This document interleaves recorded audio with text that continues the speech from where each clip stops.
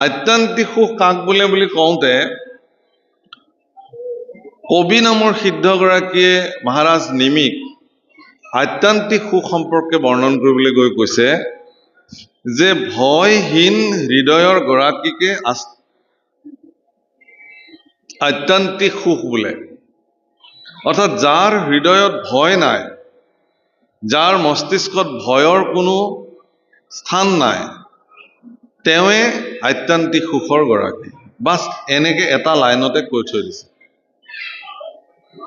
এতিয়া মহাপুৰুষ মাধৱদেৱে এই সম্পৰ্কত তেৰাৰ কালজয়ী গ্ৰন্থত বৰ্ণন কৰিলে এই বুলি,